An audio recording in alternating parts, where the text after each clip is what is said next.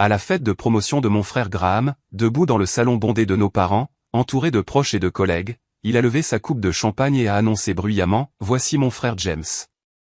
Pas de diplôme, pas d'avenir, il vit juste au crochet de la famille. » Tout le monde a ri. Mes parents le regardaient fièrement. Ma tante Vivien a hoché la tête, l'air entendu. Ma cousine Chloé a souri narquoisement. Je sentais tous les regards sur moi, attendant que je m'effondre. Au lieu de cela, j'ai souri, levé ma propre coupe, et dit clairement « Santé. C'est la dernière fois que l'un d'entre vous me verra. » Puis je suis sorti. Le silence s'est fait dans la pièce. La soirée avait commencé de manière si différente. J'étais arrivé chez mes parents dans la banlieue de Northwood, dans le New Jersey, portant un gâteau étagé au chocolat gastronomique que j'avais passé des heures à perfectionner. La recette était compliquée, nécessitant une attention constante, mais je voulais apporter quelque chose de spécial. Je portais mon meilleur costume, un ensemble gris anthracite que j'avais acheté en solde spécialement pour ce soir. J'étais enthousiaste, sincèrement plein d'espoir, car je pensais que cette soirée serait enfin ma chance de partager de bonnes nouvelles me concernant. La maison était déjà pleine quand je suis arrivé. Les collègues de Graham de son cabinet de conseil se mêlaient à notre famille élargie. Tout le monde était habillé en tenue décontractée de bureau, boisson à la main, les rires remplissaient tous les recoins. Ma mère a pris le gâteau de mes mains avec à peine un regard, le posant sur le comptoir de la cuisine parmi les amuse-gueules traiteurs sans commentaire. Mon père était déjà en pleine conversation avec le patron de Graham, gesticulant de manière animée à propos de quelque chose. Personne n'a demandé comment j'allais. Personne n'a posé de questions sur ma semaine. J'y étais habitué maintenant, mais cela piquait toujours un peu. Ce qu'ils ne savaient pas, ce que personne dans cette pièce ne comprenait, c'était l'histoire qui m'avait mené à cet instant. Des années auparavant, quand j'avais 22 ans, j'étais à mi-chemin de ma 3e année à l'université d'État de Méridian, étudiant les arts numériques. J'adorais ça. Chaque projet, chaque cours, chaque nuit passée au laboratoire informatique me donnait l'impression de construire quelque chose de réel. Mais ensuite, mon père a fait une crise cardiaque. C'est arrivé soudainement, violemment, un mardi matin, à sa petite entreprise de fabrication. Triple pontage, des mois de convalescence. Et pendant ces mois, l'entreprise a failli s'effondrer. Des commandes ont été manquées. Des clients sont partis. Les factures s'accumulaient. Ma mère était dépassée, essayant de gérer ses soins tout en tentant de s'occuper d'une entreprise dans la gestion de laquelle elle n'avait jamais été impliquée. Graham terminait son MBA à la Westlake School of Business. Il lui restait un semestre, des entretiens de stage cruciaux alignés, tout son avenir s'étendant devant lui, doré et certain. Mes parents m'ont fait asseoir dans la salle d'attente de l'hôpital et m'ont demandé si je pouvais prendre un semestre de congé pour aider. Juste un semestre, ont-ils promis, juste jusqu'à ce que papa soit rétabli et qu'il puisse embaucher une gestion appropriée pour l'entreprise. J'ai dit oui. Bien sûr que j'ai dit oui. C'était mon père. Un semestre est devenu 2. Ensuite, je ne pouvais plus me permettre de reprendre mes études parce que chaque dollar que je gagnais avec mes 3 emplois allait aux factures médicales et au maintien de l'entreprise à flot. Je travaillais comme barista le matin, commis de vente l'après-midi, et serveur de nuit dans un dîner près de l'autoroute. Je dormais 4 heures par nuit. J'ai regardé Graham obtenir son diplôme avec mention pendant que je servais du café à des camionneurs à 2 heures du matin. Mes parents ont promis qu'ils m'aideraient à retourner à l'école une fois que les choses se seraient stabilisées. Ils ont promis qu'ils ne m'avaient pas oublié. Mais Graham a obtenu son emploi en entreprise, a déménagé dans un appartement chic à Fairfield, a commencé à grimper les échelons à une vitesse fulgurante. L'attention de la famille s'est entièrement portée sur ses réalisations, et d'une manière ou d'une autre, progressivement, mon sacrifice a été oublié. Il a été recadré comme mon échec. Au cours des 2 dernières années, j'avais travaillé comme artiste numérique indépendant depuis mon petit appartement, construisant mon portfolio, acceptant des clients partout où je pouvais les trouver.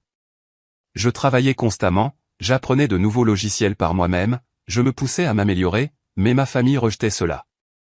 Ma mère appelait ça jouer sur l'ordinateur. Mon père demandait quand j'allais obtenir un vrai travail. Graham reconnaissait à peine ce que je faisais. Ce soir, avant son annonce cruelle, j'étais près de la cuisine, essayant de ne pas déranger, quand j'ai entendu ma mère parler à un groupe d'épouses de collègues de Graham. « Nous sommes si chanceux, disait-elle, sa voix vibrante de fierté. Graham a incroyablement bien réussi. Nous avons un enfant qui a réussi. Au moins, Graham a fait quelque chose de sa vie. L'une des femmes m'a regardé, visiblement mal à l'aise. Ma mère ne l'a pas remarqué ou s'en fichait. Mon père, se joignant à la conversation, a ajouté en secouant la tête, James n'a juste jamais eu la motivation, vous savez? Certains enfants sont autonomes et d'autres ont besoin de plus d'encouragement. Nous avons essayé, mais on ne peut faire que ce qu'on peut. Ces mots ont été comme un coup physique. J'ai serré mon verre plus fort, mes phalanges blanchissant, mais je suis resté silencieux. Je me suis dit que je resterais pour Graham, que je serais solidaire, que je serais la personne la plus mature. Puis vint le moment. Graham a demandé l'attention de tout le monde. La pièce s'est tue. Il se tenait au centre du salon, beau dans son costume coûteux, l'enfant modèle dans toute sa splendeur. Il a parlé de sa promotion au poste de consultant senior, des défis à venir, de sa gratitude pour le soutien familial.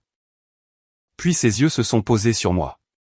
Et je devrais présenter mon frère pour ceux qui ne le connaissent pas, a-t-il dit, son ton passant soudainement à quelque chose de presque moqueur. Voici mon frère James. Pas de diplôme, pas d'avenir, il vit juste au crochet de la famille. La pièce a éclaté de rire. Pas des rires polis, mais de vrais rires, comme s'il avait raconté une blague vraiment drôle. Mes parents riaient.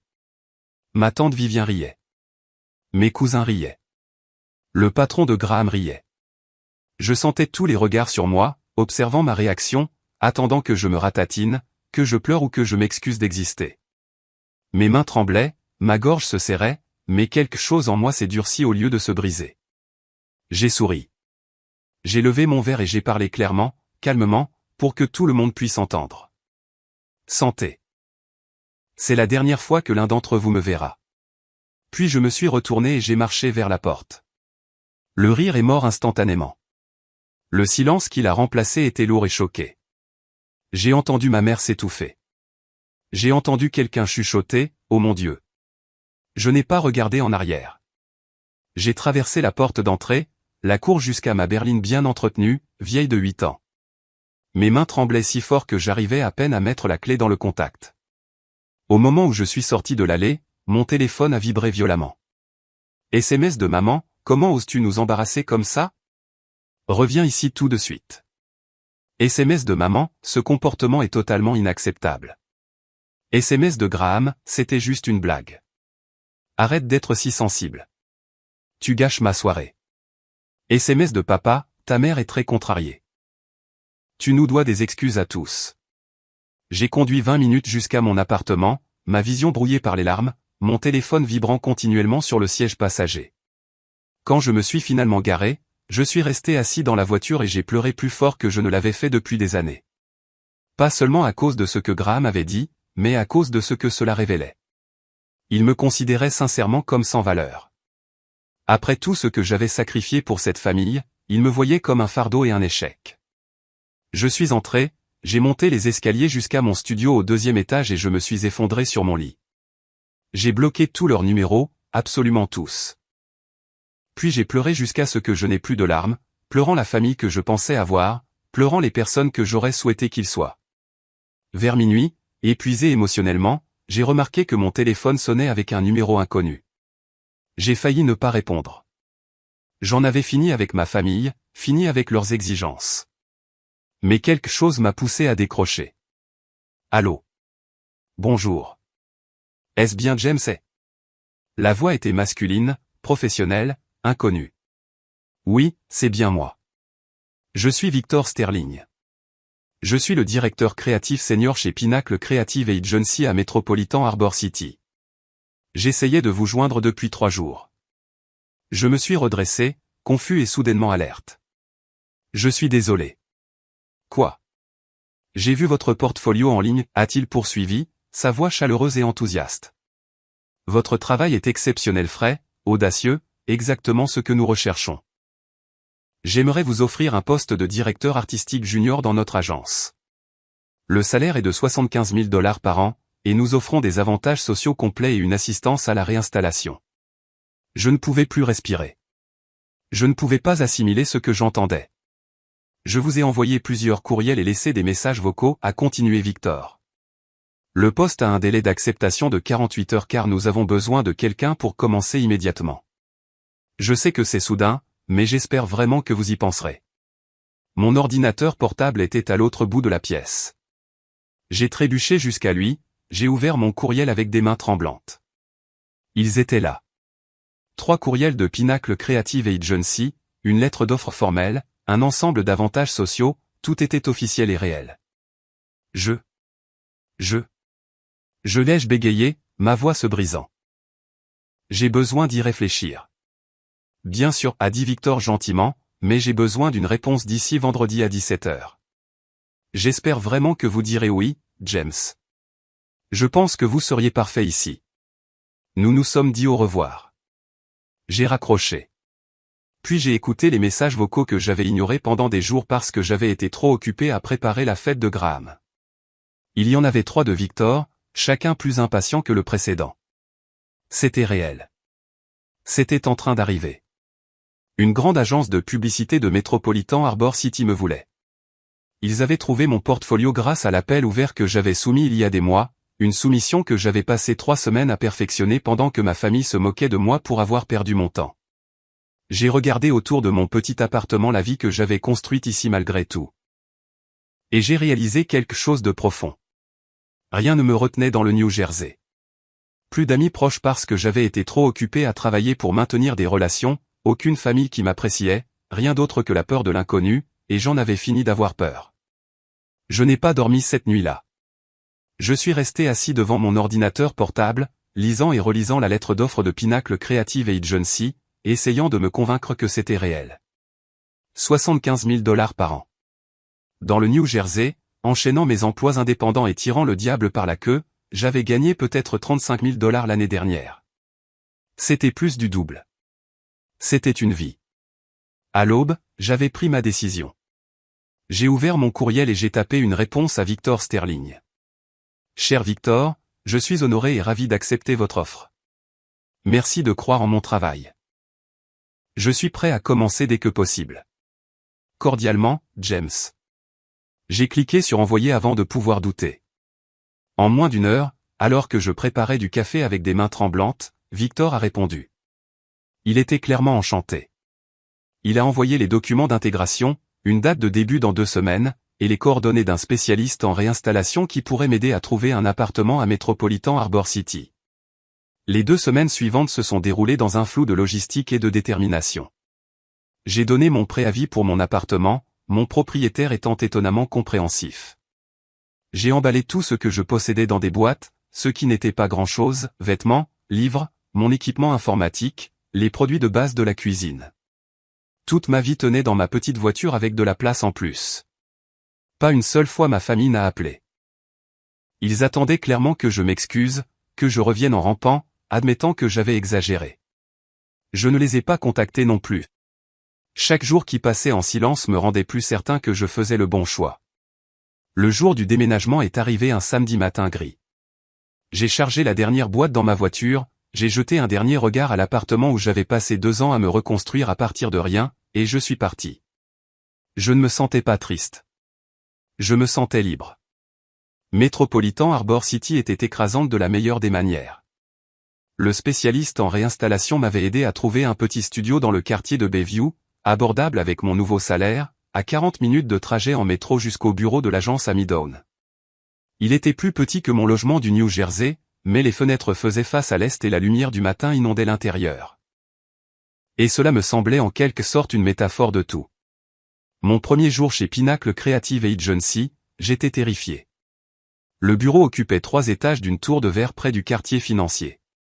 Tout était élégant, moderne, vibrant d'énergie créative. Des gens de mon âge et plus âgés se déplaçaient dans l'espace avec détermination et des tasses de café, parlant de campagne, de clients et de délais. Victor m'a rencontré dans le hall, chaleureux et accueillant, exactement comme il sonnait au téléphone. Il avait peut-être 45 ans, les cheveux grisonnants et des yeux bienveillants, vêtu de ce que j'ai appris être l'uniforme de l'agence, jean foncé et blazer. James, bienvenue. Nous sommes si heureux que vous soyez là. Il m'a fait visiter, me présentant à ce qui ressemblait à une centaine de personnes dont j'ai immédiatement oublié les noms.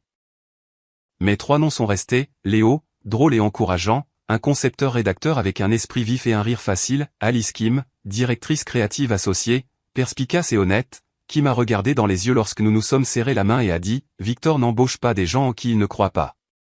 Vous devez être bon. » Et Cameron, un autre directeur artistique, compétitif mais juste, qui m'a évalué d'un hochement de tête et a dit « Hâte de voir votre travail. » Mon bureau était dans un espace de travail ouvert avec le reste de l'équipe créative.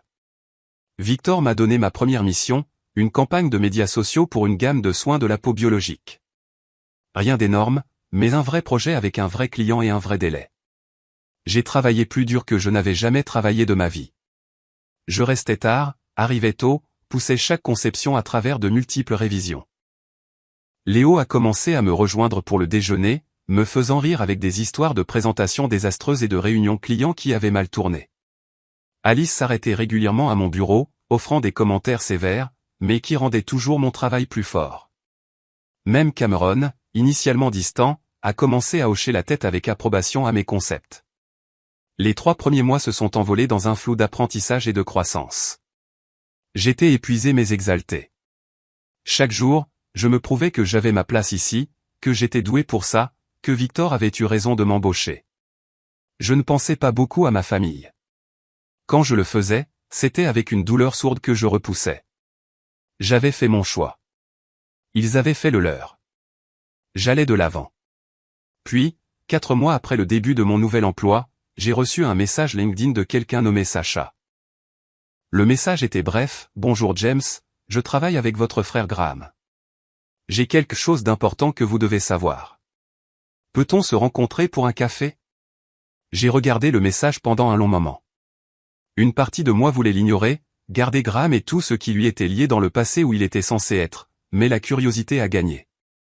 Nous nous sommes rencontrés un samedi après-midi dans un café dans le quartier des Heights, à mi-chemin entre nos appartements.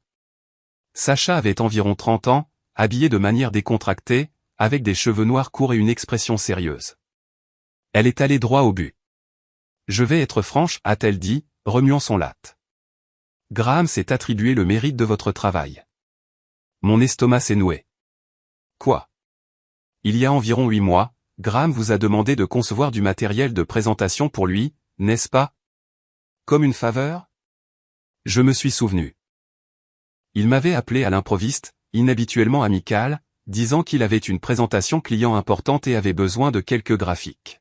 « Pourrais-je aider ? Cela ne me prendrait que quelques heures, avait-il dit.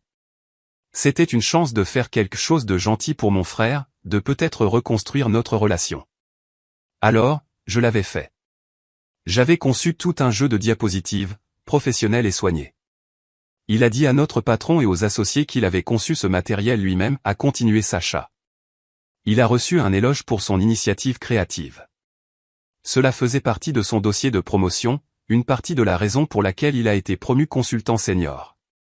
Je me sentais mal. Comment le savez-vous ? J'ai vu votre portfolio en ligne il y a quelques semaines, a-t-elle dit. Je cherchais un designer pour un projet personnel et quelqu'un m'a recommandé votre site. J'ai immédiatement reconnu les designs de présentation. Même style, mêmes éléments. J'ai vérifié les métadonnées sur les fichiers que Graham a soumis. Ils ont été créés des mois avant qu'il ne prétende les avoir faits, et les propriétés de l'auteur original avaient été supprimées. Elle a sorti son téléphone et m'a montré des captures d'écran, courriels, propriétés de fichiers, horodatage, tout prouvant que Graham avait pris mon travail et l'avait revendiqué comme le sien. « Pourquoi me dites-vous cela ?» ai-je demandé, ma voix à peine un murmure. L'expression de Sacha s'est durcie. Parce que Graham est arrogant et s'attribue régulièrement le mérite du travail des autres. J'en ai assez. Et parce que ce qu'il vous a fait était du vol. Vous méritez de le savoir. Nous nous sommes rencontrés 2 autres fois au cours des 2 semaines suivantes. Sacha m'a fourni des copies de tout, des preuves détaillées. Elle m'a encouragé à les utiliser comme je le souhaitais, que cela signifie confronter Graham, le signaler à son entreprise, ou simplement les garder pour ma propre tranquillité d'esprit. J'étais en difficulté avec ce que je devais faire. J'étais en colère, furieux même. Mais j'étais aussi tiraillé à l'idée d'exposer ma famille, de causer des problèmes. Sacha m'a rappelé que c'était Graham qui avait causé les problèmes, pas moi. Pendant ce temps, ma carrière continuait de prospérer. J'ai terminé mon premier projet majeur à l'agence, une campagne complète de renouvellement d'image pour une jeune entreprise de mode durable. Victor a fait l'éloge de mon travail devant toute l'équipe de création lors de notre réunion hebdomadaire. C'est exactement le genre de travail audacieux et réfléchi qui définit ce que nous faisons ici, a-t-il dit, affichant mes designs sur l'écran de la salle de conférence. James, tu as dépassé toutes les attentes. Bravo. On m'a assigné de plus gros clients. Ma confiance grandissait. Je me suis fait de vrais amis. Léo m'a invité à des dîners d'équipe et à des brunchs le week-end. Ara est devenue une mentor, m'enseignant comment présenter aux clients, comment défendre mes choix créatifs, comment naviguer dans la politique de l'agence. Pour la première fois de ma vie d'adulte, j'avais l'impression d'être à ma place. Les fêtes approchaient, la fête de l'Action de grâce, puis Noël. Je m'attendais à moitié à ce que ma famille me contacte, peut-être adouci par le temps et la tradition. Rien n'est venu. Le silence complet. J'ai passé la fête de l'Action de grâce avec Léo et son petit ami, un dîner chaleureux et bruyant dans leur appartement, rempli d'une famille choisie et de rire. C'était solitaire par certains côtés, mais aussi libérateur. Je n'avais pas à faire semblant, à me rabaisser ou à accepter la cruauté déguisée en blague. J'ai réalisé que j'attendais des excuses qui ne viendraient jamais. Ma famille ne pensait pas avoir fait quoi que ce soit de mal. Pour eux, c'était moi qui avais réagi de manière excessive, qui avais été trop sensible, qui les avais abandonnés pour rien. 2 jours avant Noël, mon téléphone a sonné avec un numéro que je ne reconnaissais pas. J'avais retenu la leçon et n'ignorais plus les appels inconnus, alors j'ai répondu. James, la voix de ma mère. Mon cœur s'est serré. Maman. Oh, Dieu merci. J'essayais de te joindre. Tu as bloqué nos numéros. Son ton était accusateur, pas désolé. J'avais besoin d'espace, ai-je dit avec précaution. Eh bien, j'appelle parce que la femme de Graham, Melissa, est enceinte. Nous organisons une fête en janvier et nous avons besoin que tout le monde contribue financièrement. Ça va être une grande fête, et nous demandons à tous les membres de la famille de verser $400 chacun. Je n'arrivais pas à croire ce que j'entendais.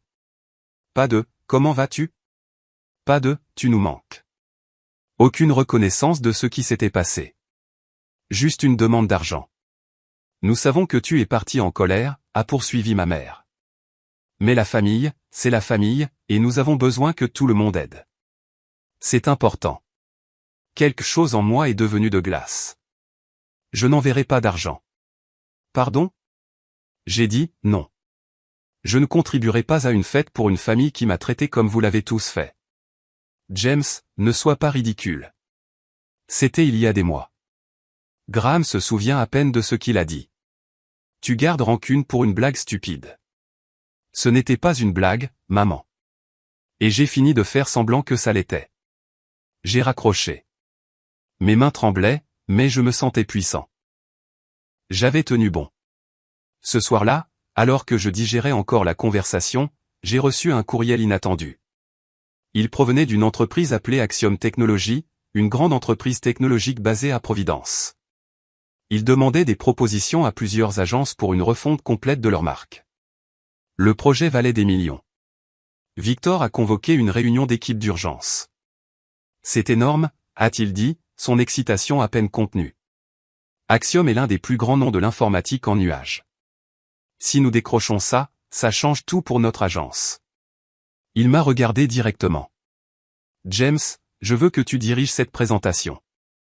Le client a spécifiquement demandé quelqu'un avec ton style de design. Ils ont trouvé ton travail dans leurs recherches sur l'industrie et t'ont demandé par ton nom. Ma mâchoire est tombée. Ils m'ont demandé ? Victor a confirmé, souriant. C'est ton moment. Je crois en toi. La présentation de l'offre était prévue pour la mi-janvier. J'ai regardé la date que Victor avait encerclée sur le calendrier et mon estomac s'est tordu. C'était le même jour que la fête prénatale de Graham, exactement le même jour, et la présentation était à Providence, à seulement 90 minutes de la maison de ma famille dans le New Jersey. Je serais dans leur région, plus proche que je ne l'avais été depuis des mois, et ils n'auraient aucune idée que j'étais là. Ils ne sauraient jamais rien de mon succès, de mon opportunité, de ma vie. Quelque chose là-dedans me semblait tout à fait juste. Je me suis jeté dans la préparation de l'offre pour Axiom avec une intensité qui m'a surpris moi-même. Il ne s'agissait pas seulement de décrocher un client. Il s'agissait de prouver une fois pour toutes que j'étais exactement qui j'avais toujours su que je pouvais être. L'équipe a travaillé sans relâche. Léo et moi avons brainstormé des concepts tard dans la nuit, alimentés par du café et des plats à emporter. Ara m'a poussé à penser plus grand, plus audacieux, à prendre des risques créatifs qui m'effrayaient et m'enthousiasmaient. Même Cameron, habituellement concentré sur ses propres projets, est resté tard pour offrir des commentaires sur mes maquettes de conception. Axiom Technologies était connu pour sa technologie de pointe, mais son image de marque était dépassée. Ils avaient besoin d'une refonte visuelle complète, quelque chose qui les positionnerait comme innovants et dignes de confiance sans aliéner leurs clients d'entreprises existants. J'ai conçu quelque chose de révolutionnaire, combinant une esthétique épurée et minimaliste avec des éléments numériques interactifs. Le concept était moderne mais pas tendance, sophistiqué mais pas rigide. Victor a examiné mon travail et s'est réellement levé de sa chaise. C'est ça, a-t-il dit doucement. C'est exactement ce dont ils ont besoin. James, tu vas les époustoufler. Une semaine avant la présentation, mon téléphone a sonné. Encore un numéro différent. J'avais arrêté de les bloquer, me disant que si ma famille voulait vraiment me joindre, elle trouverait un moyen. Cette fois, c'était mon père. Sa voix était sévère, froide. Ta mère m'a dit que tu avais refusé de contribuer à la fête prénatale. Pas de salutation. Pas de « comment vas-tu ?» Juste l'accusation directe. C'est exact, ai-je dit calmement. C'est extrêmement égoïste, James. Après tout ce que nous avons fait pour toi, c'est comme ça que tu nous rembourses? En abandonnant ta famille quand nous avons besoin de toi. L'ironie était si épaisse que j'ai failli rire. Après tout ce que vous avez fait pour moi, papa? J'ai abandonné l'université pour sauver ton entreprise. J'ai eu 3 emplois pour payer tes factures médicales. J'ai renoncé à mon éducation pour que Graham puisse finir la sienne. Qu'est-ce que vous avez fait pour moi dernièrement, au juste? Silence à l'autre bout. Il n'était pas habitué à ce que je réplique. C'était ton choix, a-t-il finalement dit, la voix dure. Personne ne t'a forcé à faire tout ça. Et partir a aussi été mon choix, ai-je répondu. Ma voix était calme, forte. Au revoir, papa. J'ai raccroché avant qu'il ne puisse répondre. Mes mains tremblaient, mais je me sentais fier. Je m'étais défendu. J'avais dit la vérité. Au cours des jours suivants, Graham a commencé à envoyer des textos à partir d'un nouveau numéro. Maman et papa sont vraiment blessés. Tu dois t'excuser. Tu es en train de déchirer cette famille. Et Mélissa est stressée à cause de toi, et le stress n'est pas bon pour le bébé. Je n'ai répondu à aucun d'eux. Chaque message me rendait plus certain que je faisais la bonne chose. Finalement, Graham a envoyé « Bien, ne viens pas à la fête prénatale, mais n'espère plus jamais faire partie de cette famille. » J'ai bloqué ce numéro aussi. Si telle était leur idée de la famille, je ne voulais pas en faire partie. Le jour de la présentation d'Axiom est arrivé. Je me suis réveillé à 5 heures du matin dans mon appartement de Bayview, trop nerveux pour dormir. J'ai enfilé mon meilleur costume, un ensemble gris anthracite que j'avais acheté spécifiquement pour cette présentation.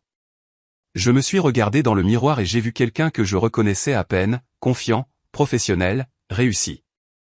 Victor et moi avons roulé jusqu'à Providence avec Léo et Ara.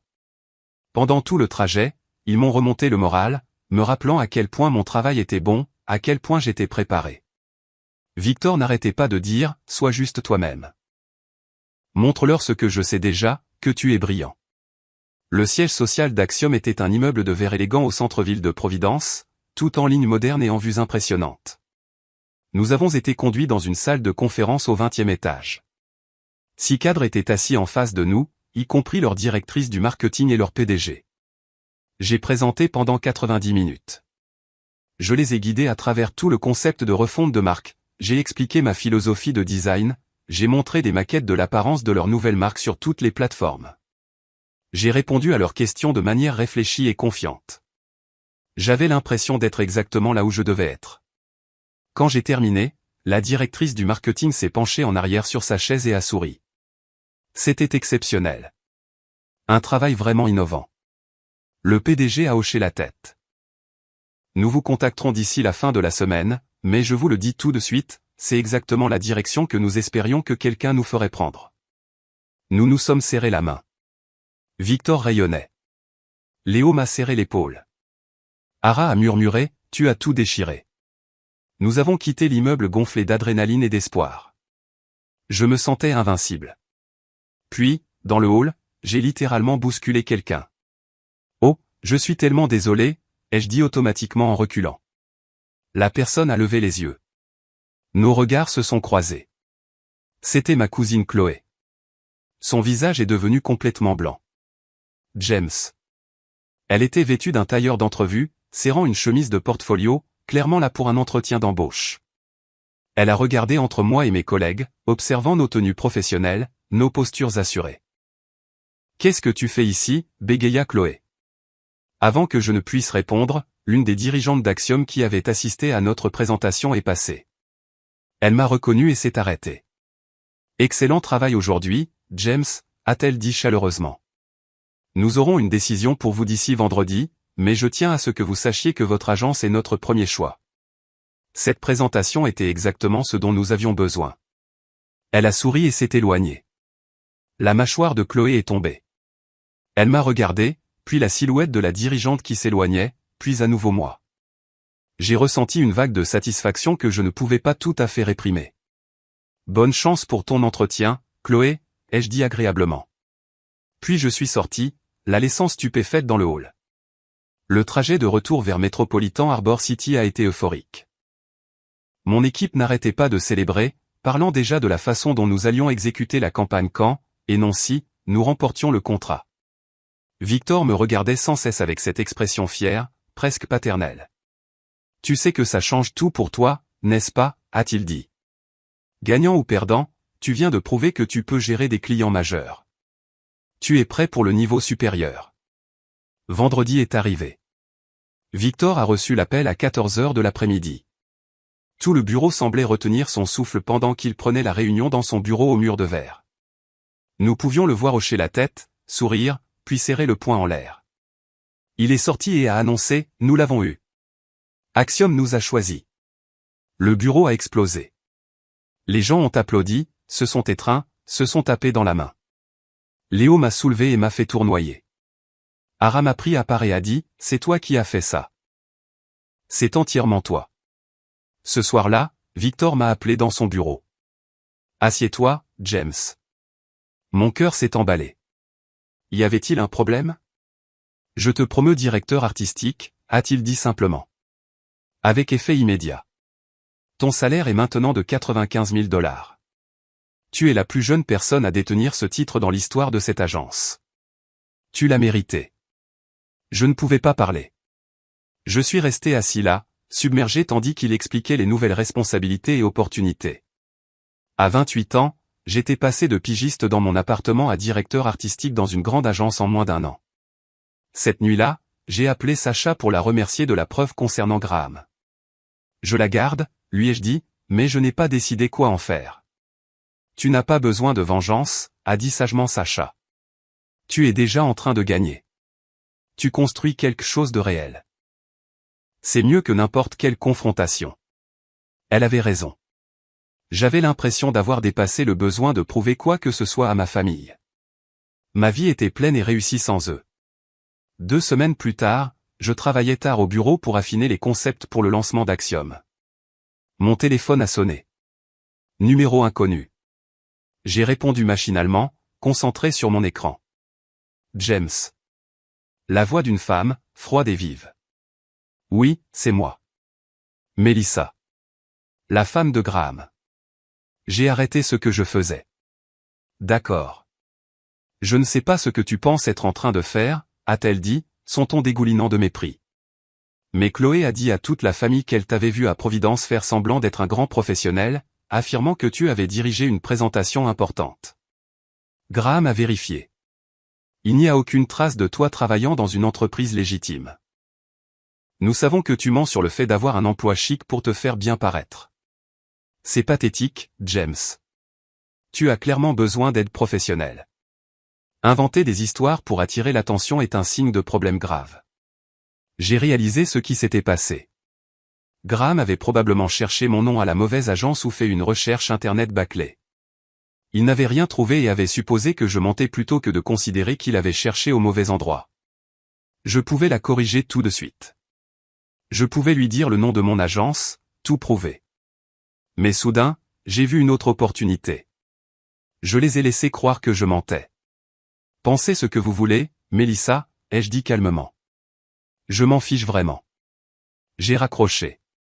Au cours du mois suivant, j'ai observé de loin ma famille répandre des rumeurs à mon sujet. Chloé a publié des mises à jour vagues sur les réseaux sociaux à propos des membres de la famille qui fabriquent des vies entières pour attirer l'attention et de l'importance d'obtenir de l'aide pour les gens qui ont perdu le contact avec la réalité. Ma mère a apparemment dit à des proches à l'église que je traversais quelque chose de difficile et qu'ils étaient très inquiets pour moi. Mes collègues ont remarqué que j'avais l'air distrait.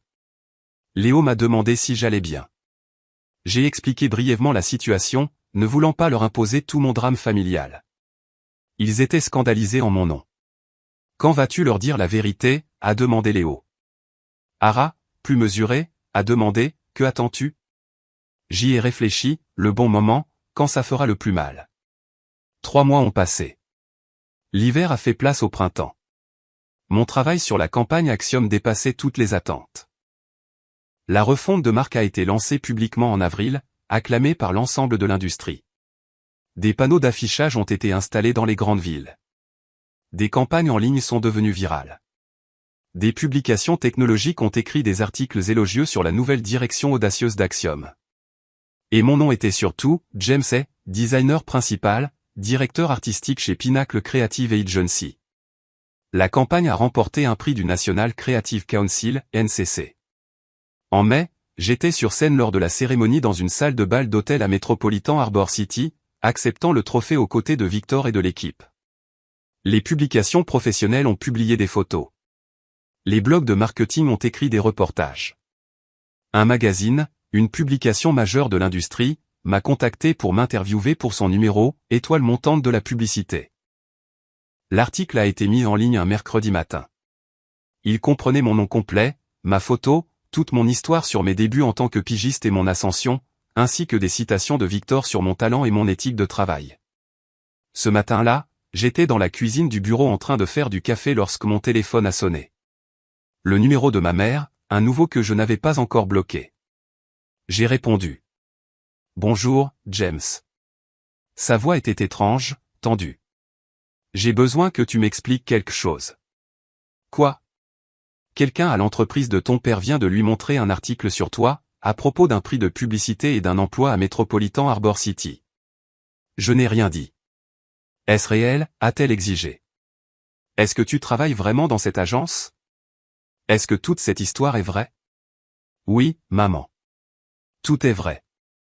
C'est vrai depuis plus d'1 an. Silence. Puis doucement, pourquoi ne nous l'as-tu pas dit? J'ai failli rire. Quand vous l'aurais-je dit? Quand vous avez appelé pour demander de l'argent? Quand Graham a envoyé un texto pour me traiter d'égoïste? Quand papa a dit que je n'avais pas d'ambition? Quel aurait été le bon moment? Les gens posent des questions, a-t-elle dit, sa voix se brisant légèrement. Ils veulent savoir pourquoi tu n'es pas dans nos vies. Ils demandent si nous nous sommes disputés. C'est embarrassant. S'il te plaît, nous organisons une fête d'anniversaire pour le fils de Graham, Caleb, le mois prochain. Viens juste. Nous pouvons laisser tout ça derrière nous. Voilà. Pas d'excuses, pas de reconnaissance de ce qu'ils avaient fait, juste de l'inquiétude concernant les apparences et un désir de tout balayer sous le tapis. Les gens posent des questions, ai-je répété lentement. Tu es embarrassé. C'est ce qui t'inquiète. James, s'il te plaît. Je vais y réfléchir, ai-je dit, et j'ai raccroché. Mais j'avais déjà pris ma décision. J'allais à cette fête, mais pas pour faire la paix. J'allais m'assurer qu'ils comprennent enfin exactement ce qu'ils avaient perdu. Au cours des 2 semaines suivantes, j'ai reçu des messages de divers membres de la famille, chacun plus surréaliste que le précédent. Mon père a envoyé un texto, nous sommes fiers de ce que tu as accompli. Viens célébrer avec nous. Comme s'il ne m'avait pas dit que je manquais d'ambition il y a quelques mois. Graham a envoyé un texto, et, frangin. J'ai vu ton article. C'est vraiment cool. Parlons-nous bientôt. Décontracté et amical, comme s'il ne s'était pas moqué de moi devant 50 personnes et n'avait pas volé mon travail. Ma tante Vivien a appelé et a laissé un message vocal. Chérie, nous avons toujours su que tu réussirais un jour. J'ai hâte de te voir à la fête du petit Caleb. Ce sera comme au bon vieux temps. Chaque message réécrivait l'histoire. Effaçait la cruauté. Faisait comme si l'humiliation n'avait jamais eu lieu. Il voulait accéder à mon succès maintenant. Voulait se dorer à ma gloire. Ils voulaient parler à leurs amis de leur fils, frère, neveu qui travaillait dans la publicité à Metropolitan Harbor City. J'ai montré les messages à Hara un midi. Elle les a lus avec une fureur croissante, son expression habituellement posée s'assombrissant. Ils veulent t'utiliser, dit-elle sans détour. Ils ne t'appréciaient pas quand ils te croyaient sans valeur. Maintenant, ils veulent te revendiquer parce que tu as réussi. Ne les laisse pas faire. Je vais à la fête, dis-je. Elle eut l'air surprise. Pourquoi? Parce qu'ils ont besoin d'entendre la vérité. Ils ont besoin de comprendre ce qu'ils ont fait. Et ils ont besoin de l'entendre devant tout le monde, de la même manière qu'ils m'ont humilié. Hara m'a longuement étudié, puis a hoché la tête lentement. D'accord, mais sois prudent. Assure-toi de faire cela pour les bonnes raisons. J'ai réfléchi à son avertissement. Était-ce une vengeance? Peut-être en partie, mais c'était aussi une conclusion. C'était tracer une ligne. C'était refuser de les laisser réécrire notre histoire. J'ai confirmé ma présence à la fête. Ma mère a appelé immédiatement, la voix inondée de soulagement. Oh, James, merci. Tout le monde sera si heureux de te voir. Ça compte tellement pour la famille. Je serai là, dis-je simplement. La fête était prévue un samedi après-midi fin mai. J'ai pris mon jour de congé. J'ai roulé de Metropolitan Harbor City jusqu'au New Jersey, un trajet que j'avais fait 1000 fois auparavant, mais qui semblait maintenant étrange et lointain.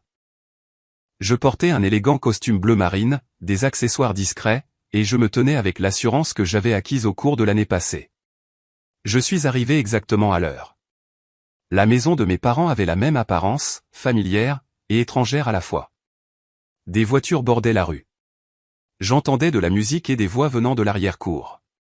Je me suis dirigé vers la porte d'entrée et j'ai sonné. Ma mère a répondu, et pendant un moment, nous nous sommes juste regardés. Elle avait vieilli. J'ai remarqué plus de gris dans ses cheveux, des lignes plus profondes autour de ses yeux. James, dit-elle, me serrant dans une étreinte serrée. Je ne lui ai pas rendu son étreinte. Merci d'être venu. S'il te plaît, ne mentionnons aucune désagréable chose aujourd'hui. C'est la journée de Caleb. J'ai hoché la tête de manière évasive et je suis entré. La maison était pleine de monde, famille élargie, collègues de Graham, voisins, amis de mes parents. Tout le monde s'est tourné à mon entrée, la reconnaissance et la curiosité sur leurs visages. La nouvelle de ma carrière s'était clairement répandue. Je n'étais plus la déception de la famille. J'étais la curiosité de la famille. Mon père s'est approché, la main tendue pour une poignée de main formelle. Content de te voir, mon chéri. Graham est venu avec Melissa, qui tenait Caleb, âgé d'1 an. James, content que tu aies pu venir. C'est notre fils. Il agissait comme si rien ne s'était jamais passé, comme si son introduction cruelle lors de sa fête de promotion était de l'histoire ancienne, oubliée, sans importance. Des gens m'ont abordé tout l'après-midi. Nous avons entendu parler de ta grande campagne. Tu dois avoir tellement de succès. Graham nous disait à quel point la famille est fière. Chaque commentaire me serrait la mâchoire. J'ai souri poliment, donné des réponses vagues, et regardé ma famille construire un nouveau récit en temps réel. Graham continuait à diriger les conversations, s'insérant dans les histoires sur ma carrière, laissant entendre à quel point il m'avait toujours soutenu. Chloé évitait le contact visuel, restant à l'opposé de la cour chaque fois que j'étais proche. Après environ 1 heure, Graham s'est levé sur la terrasse arrière et a appelé l'attention de tout le monde. La cour s'est calmée. Il tenait Caleb dans ses bras, l'image du père à succès. Je veux juste remercier tout le monde d'être venu célébrer le premier anniversaire de Caleb, dit-il, sa voix portant à travers la pelouse. Cette dernière année a été incroyable, devenir père, voir ma famille s'agrandir, avoir tout le monde que nous aimons autour de nous. Il m'a regardé directement. Je suis particulièrement heureux que mon frère ait pu être là aujourd'hui. Nous avons toujours été proches, et la famille signifie tout pour moi. Le mensonge était trop flagrant, c'était trop. J'ai senti quelque chose se briser en moi. Je me suis levé. En fait, dis-je, ma voix claire et posée. J'aimerais dire quelques mots. Le visage de ma mère est devenu pâle. Mon père a eu l'air alarmé, mais tous les autres ont hoché la tête encourageamment, supposant que j'allais donner un doux toast fraternel. J'ai marché jusqu'au centre de la cour, me tenant là où tout le monde pouvait me voir. Il y a 18 mois commençais-je. Je suis venu à une fête dans cette maison, la fête de promotion de Graham. Et devant toutes les personnes rassemblées ici, Graham m'a présenté comme ceci. J'ai marqué une pause, regardant chaque membre de la famille. Il a dit, voici mon frère James. Pas de diplôme, pas d'avenir, il vit juste au crochet de la famille. Et tout le monde a ri. Mes parents ont ri. Ma tante a ri. Mes cousins ont ri. Les collègues de Graham ont ri. Le jardin était devenu complètement silencieux. Les gens avaient l'air mal à l'aise, se tortillant sur leur siège. Le visage de Graham devenait rouge. Je suis parti cette nuit-là, ai-je poursuivi. J'ai dit que c'était la dernière fois que l'un d'entre vous me verrait, et je le pensais. Pendant 18 mois, aucun de vous n'a appelé pour s'excuser. Aucun de vous n'a vérifié si j'allais bien. Aucun de vous n'a reconnu ce qui s'était passé. Ma mère a commencé à parler. J'ai levé la main. Laissez-moi finir. Ce que vous ne savez pas, c'est que j'ai abandonné l'université pour sauver cette famille. Quand papa a eu sa crise cardiaque, quand l'entreprise faisait faillite, j'ai quitté l'école. J'ai cumulé 3 emplois pour payer les factures médicales. J'ai renoncé à mon éducation pour que Graham puisse terminer son MBA. J'ai sacrifié mon avenir pour cette famille. J'ai sorti mon téléphone, ouvert les fichiers que Sacha m'avait donnés. Et puis Graham m'a demandé de concevoir des supports de présentation pour lui. Je l'ai fait comme une faveur. Il a dit à son patron qu'il les avait conçus lui-même. Il a reçu une distinction pour cela. C'est en partie pourquoi il a obtenu sa promotion, la promotion que nous célébrions cette nuit-là. J'ai la preuve juste ici, des courriels, des fichiers, des horodatages, tout. J'ai levé mon téléphone, commencé à le faire circuler. Les gens ont regardé les preuves, puis Graham. Son visage était maintenant rouge vif. Mélissa le fixait sous le choc. J'ai reconstruit ma vie sans aucun de vous, dis-je. J'ai déménagé à Metropolitan Harbor City. J'ai été embauché par une grande agence de publicité. J'ai dirigé la campagne qui a remporté un prix majeur de l'industrie. Je suis maintenant directeur artistique, gagnant 95 000 $ par an. J'ai fait tout cela seul, sans aucune aide de cette famille. Je les ai regardés chacun. Ma mère, mon père, Graham, Chloé, tout le monde. Je suis venu ici aujourd'hui pour vous donner une dernière chance de vous excuser, de reconnaître ce qui s'est passé, de me montrer que vous avez compris à quel point vous m'avez blessé. Ma voix était posée, mais des larmes coulaient maintenant sur mon visage. Mais tout ce que vous avez fait, c'est de faire semblant. Vous n'êtes pas fier de moi. Vous êtes embarrassé d'avoir eu tort à mon sujet. Vous ne voulez pas de relation. Vous voulez l'apparence d'une relation. Le silence était absolu. Ma mère avait les larmes aux yeux. Mon père avait l'air bouleversé. Graham ne pouvait pas croiser mon regard. Je vous pardonne, dis-je doucement. Parce que s'accrocher à la colère ne fait que me faire du mal. Mais j'en ai fini. J'en ai fini de faire semblant que nous sommes une famille. Vous avez fait votre choix à la fête de Graham il y a 18 mois. Je fais le mien maintenant. J'espère que vous aurez tous une vie merveilleuse. Je me suis retourné et j'ai marché vers le portail. Derrière moi, le chaos a éclaté. Ma mère m'appelait par mon nom. Les gens parlaient tous à la fois. J'ai entendu la voix de Mélissa s'élever contre Graham, exigeant des explications. Ma mère m'a rattrapé à ma voiture. James, s'il te plaît, ne pars pas. Nous pouvons arranger ça. Je me suis tourné pour lui faire face. Maman, je t'aime, mais je mérite mieux que ça. J'ai toujours mérité mieux. Nous sommes désolés, dit-elle, pleurant ouvertement maintenant. Nous sommes tellement désolés. S'il te plaît, ne pars pas. J'ai secoué doucement la tête. Je suis déjà parti il y a 18 mois. Vous ne l'avez juste pas remarqué. Je suis monté dans ma voiture et je suis parti. Cette fois, je ne fuyais pas blessé. Je partais guéri. Le trajet de retour vers Metropolitan Harbor City était différent de tous les trajets que j'avais jamais faits. Mes mains étaient fermes sur le volant. Mon cœur, bien que lourd, se sentait d'une certaine manière plus léger. J'avais dit ce qui devait être dit. J'avais établi la limite qui devait être établie. Mon téléphone vibrait constamment sur le siège passager, mais je ne l'ai regardé que lorsque j'ai été garé en toute sécurité devant mon appartement de Bayview 2 heures plus tard. 17 appels manqués, 32 messages textes. Je les ai parcourus brièvement. De maman, s'il te plaît, appelle-moi. Nous devons parler. De papa, tu as embarrassé cette famille aujourd'hui. Ce que tu as fait était inacceptable. De Graham, tu n'avais pas le droit de mentionner cette histoire de design. Tu me fais mal paraître au travail. Même en pleine crise, même après avoir été exposé, il ne se souciait que de lui-même. Il y avait cependant un message qui m'a surpris, de Melissa, je n'étais pas au courant pour les designs. Je n'étais pas au courant de beaucoup de choses. Je suis désolé pour ce que je t'ai dit au téléphone. Tu ne méritais pas ça. Je n'ai répondu à aucun d'eux. Je suis entré, me suis changé pour mettre des vêtements confortables et j'ai commandé à emporter. Puis j'ai appelé Ara. Comment ça s'est passé, a-t-elle demandé immédiatement. Je leur ai tout dit devant tout le monde, et je suis parti. J'ai dit ce que j'avais à dire et je suis parti. Il y eut une pause. Comment te sens-tu? J'y ai réfléchi. Libre. Les semaines suivantes furent calmes.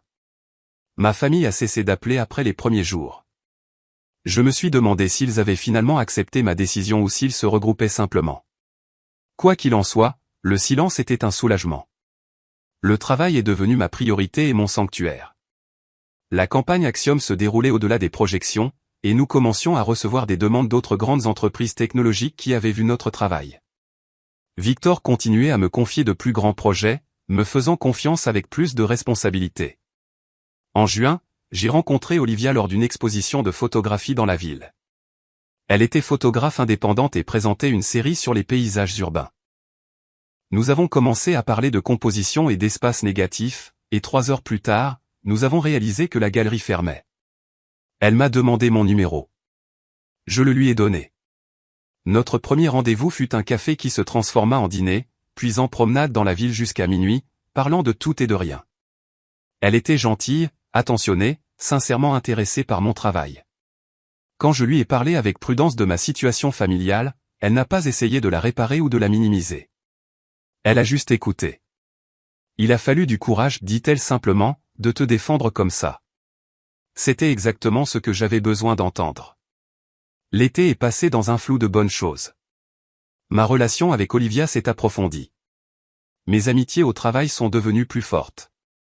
Léo et moi avons commencé une tradition de brunch du dimanche. Ara est devenue plus qu'une mentor. Elle est devenue une véritable amie. Quelqu'un que je pouvais appeler à minuit quand j'étais anxieux à propos d'un pitch. Quelqu'un qui me dirait la vérité même quand elle était difficile à entendre. En août, Victor m'a appelé dans son bureau. Assieds-toi, James. Mon cœur a fait un bond. J'avais appris que ces conversations pouvaient aller dans un sens ou dans l'autre. Il sourit. Je te promeus à nouveau, directeur artistique principal. Ton salaire est maintenant de 110 000 $. Tu l'as mérité 10 fois. J'avais 29 ans et je gagnais plus d'argent que je n'aurais jamais pu l'imaginer. Plus que Graham, réalisais-je avec une petite satisfaction personnelle. Un soir, début septembre, je suis rentré chez moi et j'ai trouvé une enveloppe épaisse dans ma boîte aux lettres. L'adresse de l'expéditeur était la maison de mes parents dans le New Jersey. Mon premier réflexe fut de la jeter sans l'ouvrir, mais quelque chose m'a poussé à la prendre à l'intérieur. Je me suis assis sur mon canapé pendant 10 minutes, ne faisant que regarder l'enveloppe.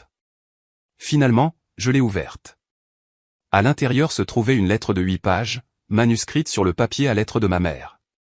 Cher James, commençait-elle. Je ne sais pas si tu liras ceci.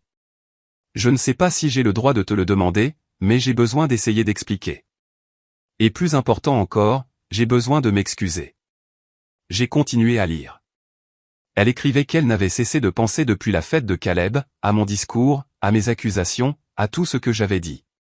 Elle écrivait qu'elle était retournée voir de vieilles photos et des calendriers, reconstruisant ces années où j'avais abandonné l'école, et qu'elle avait été horrifiée de réaliser à quel point j'avais sacrifié et à quel point il l'avait peu reconnu. Tu avais 22 ans, écrivait-elle. Tu aurais dû étudier, aller à des fêtes, trouver ta voie. Au lieu de cela, tu travaillais à 3 emplois pour sauver notre famille, et nous t'avons laissé faire. Nous avons tenu ton sacrifice pour acquis, et ensuite nous t'avons puni pour les conséquences de ce sacrifice. Elle écrivait à propos de la fête de promotion de Graham, d'avoir entendu mes mots et d'avoir ri avec tout le monde sans réfléchir à ce qu'elle faisait. J'étais si fier de Graham cette nuit-là. Il avait travaillé dur pour sa promotion. Mais tu avais travaillé dur, toi aussi, d'une manière que nous n'avions jamais reconnue.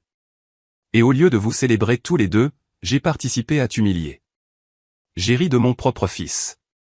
Je le regretterai pour le reste de ma vie. Elle écrivait à propos des mois de silence, de la façon dont il s'était convaincu que j'exagérais, que j'étais dramatique, que je faisais une crise de colère. Nous nous disions, il reviendra quand il se calmera. Nous nous disions que ce n'était pas si grave. Nous avions tort. C'était grave. Ce que Graham a dit était cruel.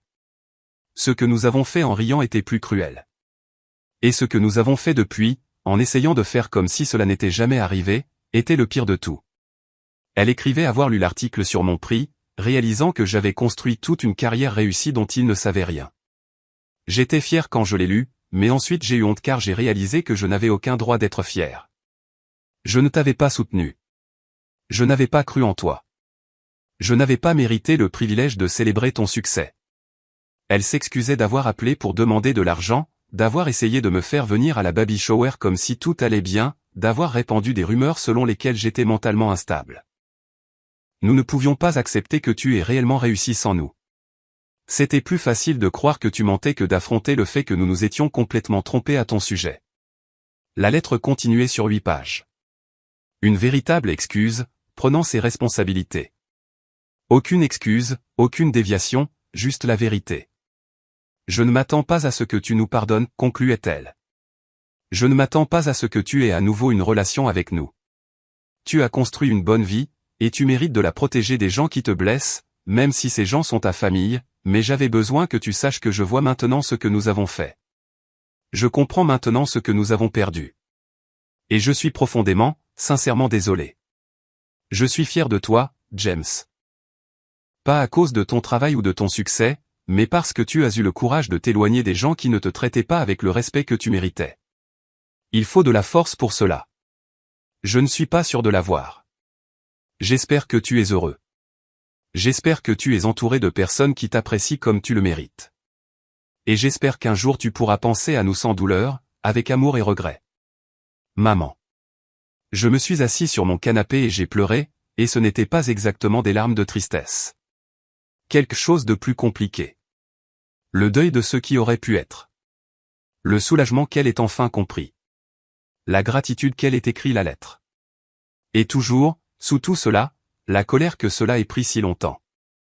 Je n'ai pas répondu immédiatement. J'avais besoin de temps pour digérer, mais j'ai gardé la lettre. Une semaine plus tard, une autre enveloppe est arrivée. Celle-ci de Graham. Plus courte, seulement 2 pages, mais de ton similaire. James, commençait-elle. J'ai beaucoup réfléchi depuis la fête de Caleb. En fait, depuis bien avant cela, mais je n'étais pas honnête avec moi-même. Sacha est venue me voir après que tu aies exposé le vol de design. Elle a démissionné et a raconté toute l'histoire à nos partenaires.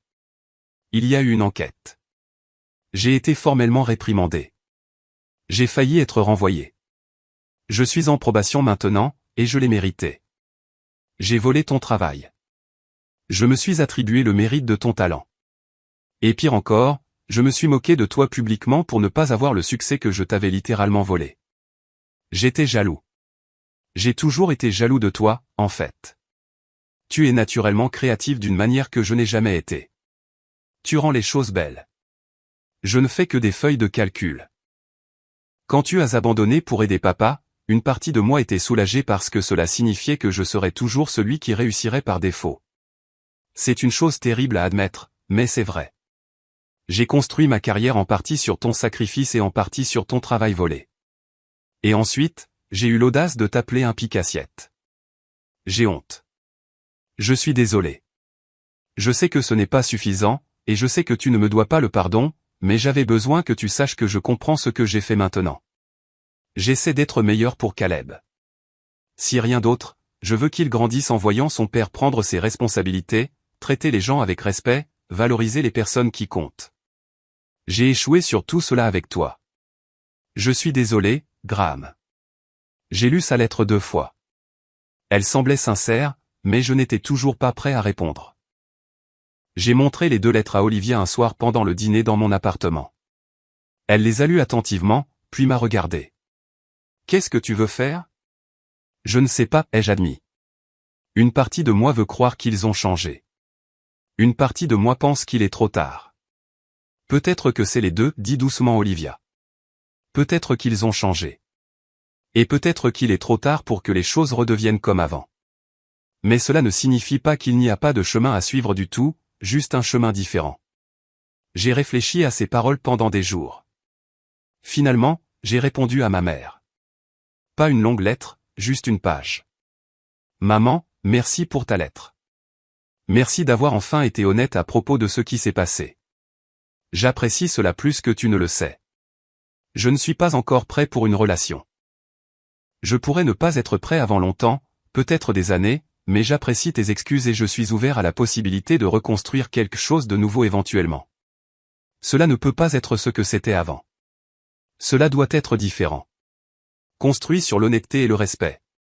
J'ai besoin de temps. J'ai besoin d'espace. Mais je ne ferme pas complètement la porte. J'espère que tu comprends, James. Je l'ai envoyé. Puis j'ai essayé d'aller de l'avant avec ma vie. L'automne est arrivé. Puis l'hiver. Ma mère a envoyé des courriels occasionnels. Jamais insistant, juste de petites mises à jour sur sa vie. Papa avait commencé une thérapie. Graham travaillait sur lui-même. Caleb marchait maintenant.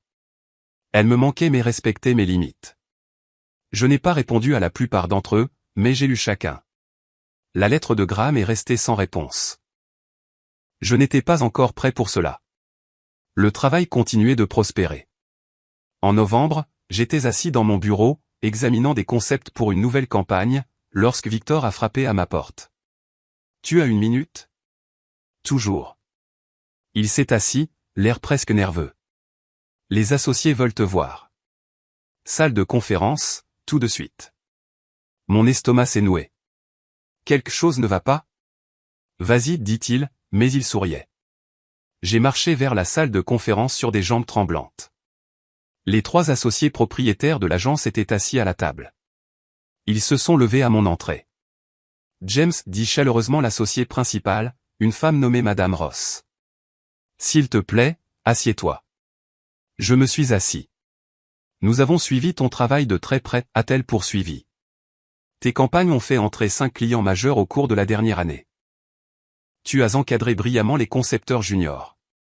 Vous avez représenté cette agence lors d'événements industriels avec professionnalisme et perspicacité. En termes simples, vous êtes devenu indispensable pour nous. Elle fit glisser un dossier sur la table. Nous aimerions vous offrir le poste de directrice de la création. Ce poste s'accompagne d'un salaire de 145 000 $, d'une participation aux bénéfices et d'un siège à nos réunions de direction créative. Vous seriez la plus jeune directrice de la création de nos 30 ans d'histoire. Je ne pouvais plus respirer. Directrice de la création à 29 ans. Nous avons besoin d'une réponse d'ici la fin de la semaine, dit Madame Ross. Mais j'espère que vous direz oui. J'ai retrouvé ma voix. Oui, absolument, je dis oui. Ils ont souri, se sont levés, m'ont serré la main. Bienvenue à la direction, James. Cette nuit-là, j'ai célébré avec ma famille de cœur, Olivia, Léo, Alara, Cameron et Victor. Nous sommes allés au restaurant, avons bu trop de vin et avons ri jusqu'à en pleurer. Ces personnes, qui m'avaient vu au pire de ma forme et m'avaient aidé à devenir ma meilleure version, qui avaient cru en moi là où ma propre famille n'avait pas pu. C'était ma famille maintenant, et c'était bien ainsi. 1 an après avoir quitté la fête d'anniversaire de Caleb, j'étais une personne complètement différente, vivant une vie complètement différente. Pas différente seulement dans les aspects visibles en surface, bien qu'il y en ait eu beaucoup. Différente dans les aspects qui comptaient. J'avais appris à me valoriser. J'avais appris que l'amour sans respect n'est pas vraiment de l'amour du tout. J'avais appris que s'éloigner de la toxicité n'est pas abandonner. C'est se choisir soi-même. Mon appartement dans le quartier de Bayview s'était transformé en un véritable foyer. Olivia avait emménagé des mois plus tôt, et soudain, l'espace qui avait toujours semblé temporaire était devenu permanent. Ses photographies pendaient au mur à côté de mon travail de conception. Nos livres se mélangeaient sur les étagères. Nous avions des routines, des blagues d'initiés, une vie ensemble qui semblait solide et réelle. Le travail était extraordinaire. En tant que directrice de la création, je dirigeais une équipe de 12 designers et directeurs artistiques, supervisant des campagnes pour certaines des plus grandes marques du pays. Le changement de marque d'Axiom avait ouvert des portes que je n'aurais jamais imaginées possibles, entreprises technologiques, marques de mode, organisations à but non lucratif. Tout le monde voulait Pinnacle Creative Agency, et plus précisément, il me voulait. J'avais été présenté dans 3 grandes publications de l'industrie. J'avais pris la parole lors de conférences. J'avais encadré de jeunes designers qui me rappelaient moi-même, affamés, talentueux, et qui avaient juste besoin de quelqu'un pour croire en eux. Un jeudi fin mai, j'étais à mon bureau en train de réviser un dossier de présentation lorsqu'un SMS d'un numéro inconnu a fait vibrer mon téléphone. J'ai failli l'ignorer, mais quelque chose m'a poussé à regarder. « Salut, James. C'est Melissa, la femme de Graham. Je sais que nous n'avons pas parlé depuis la fête de Caleb l'année dernière. Je te contacte parce que l'anniversaire de Graham est le mois prochain, et j'organise un petit dîner, juste en famille. Je voulais t'inviter personnellement. Sans pression, sans attente. Je comprendrai si tu n'es pas prêt, mais l'invitation est sincère. » J'ai fixé le message pendant longtemps. Puis je l'ai montré à Lara, qui était passée à mon bureau pour une révision créative. Elle l'a lu et m'a regardé.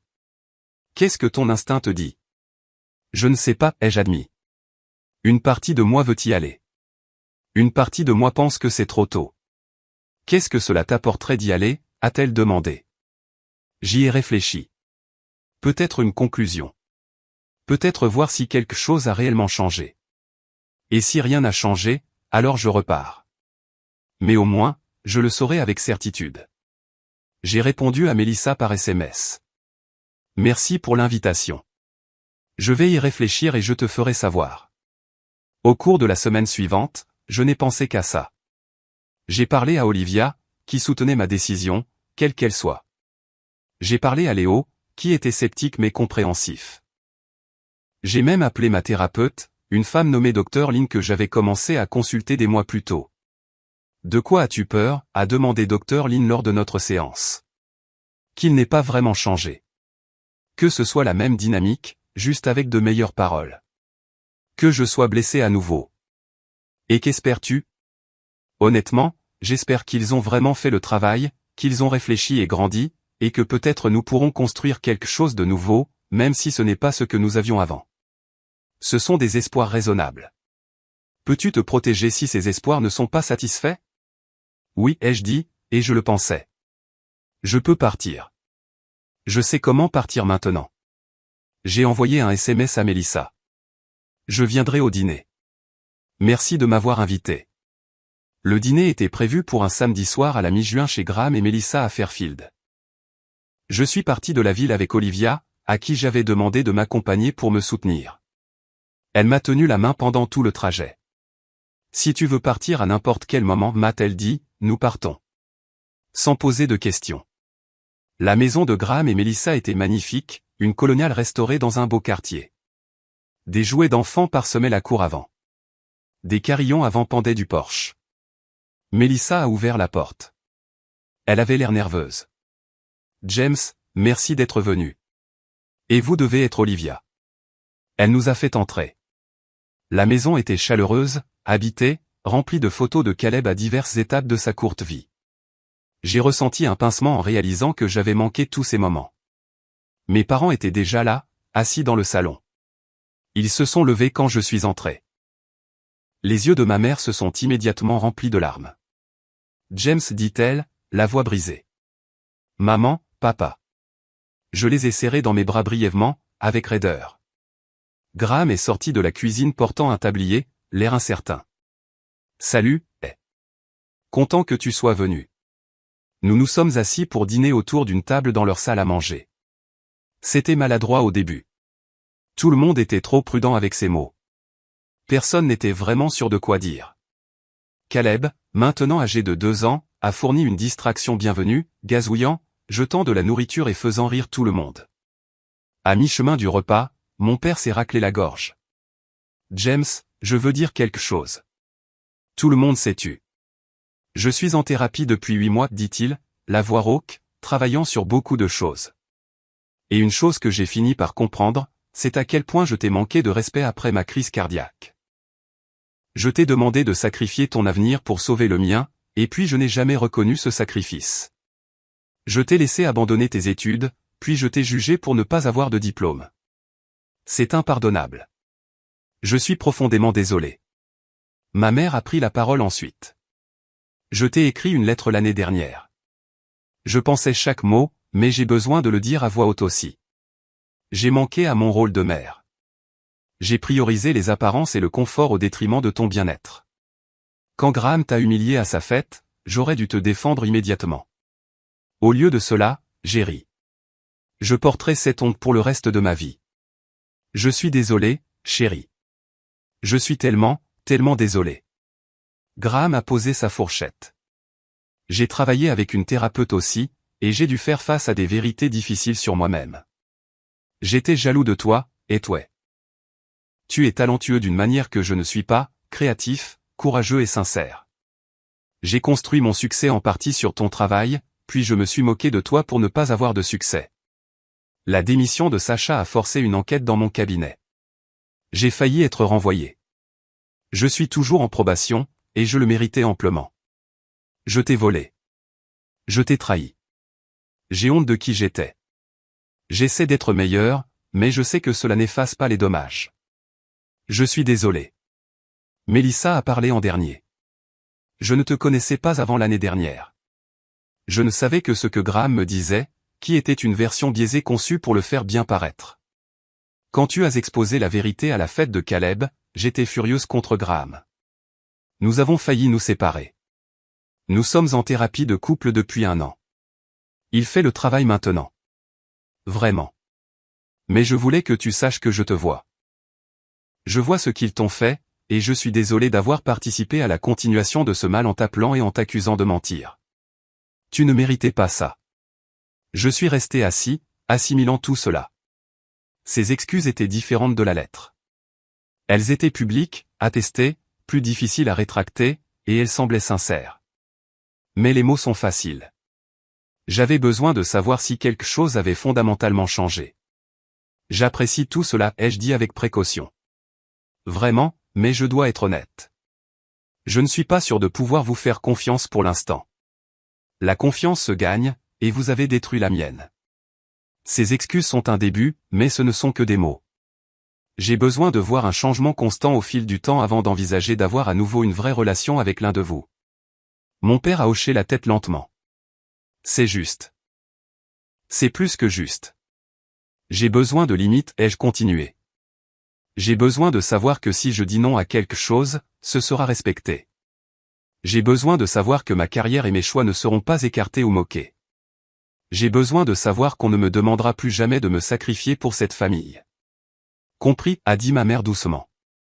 Et j'ai besoin que vous compreniez tous autre chose, ai-je dit, en les regardant un par un. J'ai construit une belle vie sans vous. J'ai des gens qui m'aiment et me soutiennent. J'ai une carrière dont je suis fier. J'ai une partenaire qui me traite avec respect. Je n'ai plus besoin de cette famille. Je choisis de vous donner une chance parce que je le veux, pas parce que j'en ai besoin. C'est une distinction importante. Les yeux de Graham étaient rouges. Nous comprenons, et nous vous sommes reconnaissants d'être même prêts à essayer. La conversation est passée à des sujets plus légers après cela. Ils m'ont posé des questions sur mon travail, et je leur ai parlé des campagnes récentes. Ils ont posé des questions sur Olivia, et elle les a charmés avec des histoires sur ses projets de photographie. Ma mère m'a demandé si j'étais heureux, et j'ai répondu oui, sincèrement. Nous sommes partis vers 9 heures. Mes parents m'ont serré dans leurs bras pour me dire au revoir, plus longtemps cette fois. Graham a serré la main d'Olivia et l'a remercié d'être venue. Mélissa nous a raccompagnés à la voiture. Merci de nous donner une chance, a-t-elle dit. Je sais que nous ne la méritons pas. Nous verrons, ai-je dit honnêtement. Ce n'est qu'un premier pas. Dans la voiture, Olivia m'a demandé, comment te sens-tu? Prudemment optimiste, ai-je dit. Il semble sincère, mais j'ai déjà été échaudé. Vas-y doucement, a-t-elle dit. Tu ne leur dois rien. Au cours des 6 mois suivants, ma famille a prouvé qu'elle prenait le changement au sérieux. Ma mère a envoyé des SMS occasionnels, toujours respectueux de mes limites, ne demandant jamais plus que ce que j'étais disposé à donner. Mon père a envoyé un chèque de 50 000 $, le montant qu'il avait calculé que j'avais dépensé pour ses frais médicaux et l'entreprise familiale. J'ai failli le renvoyer, mais Olivia m'a convaincu de le garder. Tu as gagné cet argent, a-t-elle dit. Tu t'es sacrifié pour eux. Laisse-les au moins faire une réparation financière partielle. J'ai déposé le chèque et l'ai utilisé comme acompte pour un condo dans les Heights, un investissement dans mon avenir. Graham me contactait tous les mois, jamais insistant, envoyant des nouvelles de Caleb et de ses propres progrès en thérapie. Il avait commencé à faire du bénévolat dans un programme de mentorat pour les jeunes, travaillant avec des enfants intéressés par les carrières en affaires. Il m'a envoyé une photo de lui avec un groupe d'adolescents lors d'un salon de l'emploi, l'air sincèrement heureux. J'essaie d'être le genre de mentor que j'aurais aimé être pour toi, disait son SMS. Lentement, prudemment, j'ai commencé à les laisser revenir. Pas complètement. Pas au centre de ma vie où ils pourraient me blesser à nouveau, mais à la périphérie où nous pourrions construire quelque chose de nouveau. À Noël cette année-là, j'ai accepté de passer une journée dans le New Jersey avec la famille, juste une journée, avec Olivia comme tampon. C'était étrange, mais pas horrible. Nous avons échangé des cadeaux. Caleb, maintenant âgé de 2 ans et demi, était fasciné par les fournitures artistiques que je lui avais apportées. Ma mère a pleuré quand je lui ai donné une photo encadrée de moi acceptant ma promotion de directrice de la création, un rappel visuel du succès que j'avais bâti sans eux. Je vais la mettre dans le salon, a-t-elle dit. Je veux que tous ceux qui nous rendent visite la voient. Je veux qu'ils sachent à quel point je suis fier de toi. Je n'ai pas corrigé son usage de fier. J'apprenais à accepter la réalité compliquée que les gens pouvaient être sincèrement fiers de vous maintenant, même s'ils vous avaient terriblement manqué de respect dans le passé. En mars, près de 2 ans après avoir quitté la fête d'anniversaire de Caleb, j'ai reçu une invitation inattendue. Le National Creative Council, NCC, organisait sa cérémonie de remise de prix annuelle à San Francisco. Ma campagne Axiom avait été nominée pour la campagne de l'année. Victor m'a appelé dans son bureau pour me le dire. Nous t'envoyons pour représenter l'agence. Tous frais payés. Et James, tu vas gagner. Je le sais. Tu ne peux pas savoir ça, ai-je dit, mais je souriais. Je reconnais le talent quand je le vois. Tu vas gagner. La cérémonie a eu lieu un samedi soir en avril. Pinnacle Creative Agency a envoyé toute une équipe, Victor, Alara, Léo, Cameron et moi. Olivia est venue comme ma cavalière. Nous avons pris l'avion pour San Francisco, avons séjourné dans un bel hôtel et avons passé la journée précédant la cérémonie à explorer la ville. La cérémonie de remise des prix s'est déroulée dans une immense salle de bal, des centaines de professionnels de l'industrie en tenue de soirée. Quand ils ont annoncé les nominés pour la campagne de l'année, mon cœur battait si fort que je pensais que tout le monde pouvait l'entendre. Et le gagnant est la refonte de la marque Axiom Technology, Pinnacle Creative Agency, designer principal James A. La salle a éclaté en applaudissements. Je me suis levé, les jambes tremblantes, et j'ai marché jusqu'à la scène. Le trophée était lourd dans mes mains, réel et solide. J'ai regardé le public et j'ai vu mon équipe applaudir, Olivia filmer sur son téléphone, des inconnus applaudir mon travail. Au microphone, j'ai dit « Merci ». Cette campagne représente tout ce en quoi je crois en matière de design, que le bon travail vient de l'authenticité, de la prise de risque, et du fait de s'entourer de gens qui croient en vous. Merci à Victor Sterling de m'avoir donné ma chance. Merci à mon équipe chez Pinnacle de m'avoir poussé à être meilleur. Et merci à tous ceux qui m'ont soutenu dans ce voyage. Cela signifie tout. J'ai quitté la scène et j'ai été immédiatement entouré de félicitations, de gens voulant me serrer la main, de photographes prenant des photos. C'était bouleversant et merveilleux. Plus tard cette nuit-là, de retour à l'hôtel, j'ai posté une photo de moi avec le trophée sur les réseaux sociaux. J'utilisais rarement Instagram, mais cela valait la peine d'être partagé. En moins d'1 heure, les messages ont commencé à affluer, collègues de l'industrie, connaissances de l'université à qui je n'avais pas parlé depuis des années, anciens clients, puis un SMS de ma mère. J'ai vu ta publication. Chérie, je suis tellement incroyablement fier de toi. Tu as fait tout cela par toi-même. Tu l'as mérité. Félicitations. Pour la première fois, sa fierté ne ressemblait pas à une tentative de réécrire l'histoire ou de s'attribuer le mérite. C'était un bonheur sincère pour ma réussite. J'ai répondu par SMS, « Merci, maman. » Ça compte beaucoup. C'était un petit moment, mais il était important. Nous étions en train de construire quelque chose de nouveau. Lentement, prudemment, mais sincèrement. Des mois après avoir remporté la campagne de l'année, j'étais assis à mon bureau chez Pinnacle Creative Agency un jeudi après-midi lorsque Madame Ross, l'associée principale, a frappé à ma porte. « Tu as une minute ?»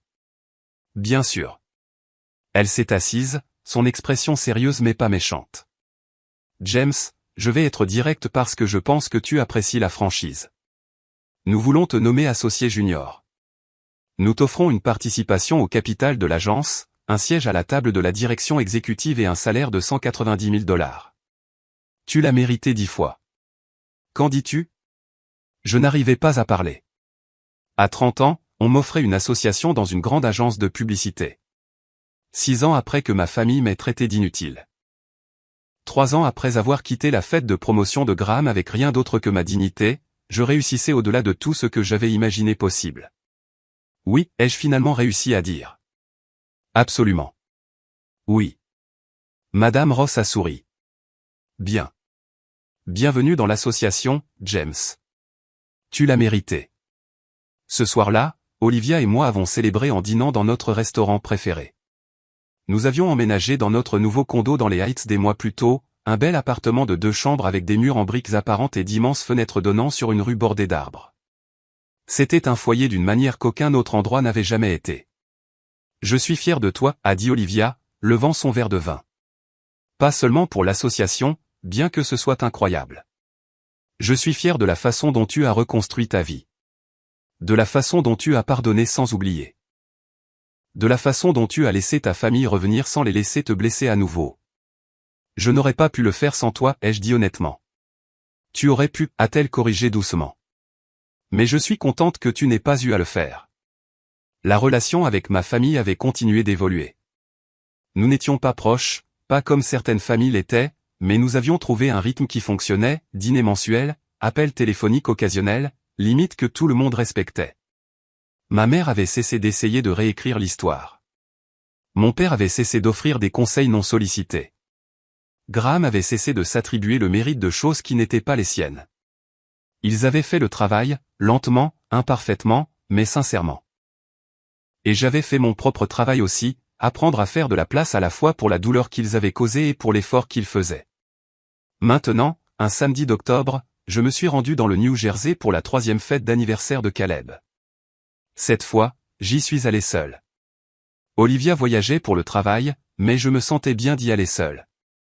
Cela me semblait significatif, une preuve de guérison réelle. La fête se tenait dans le jardin de Graham et Melissa, décoré de ballons et de banderoles sur le thème des super-héros. Caleb était devenu un enfant adorable et énergique qui m'appelait oncle et me montrait tous les jouets qu'il possédait. Pendant la fête, je me suis retrouvé debout à côté de Graham près du barbecue.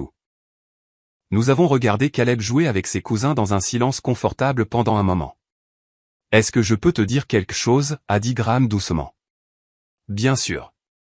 Je suis reconnaissant que tu aies quitté ma fête de promotion cette nuit-là. » Je l'ai regardé, surpris.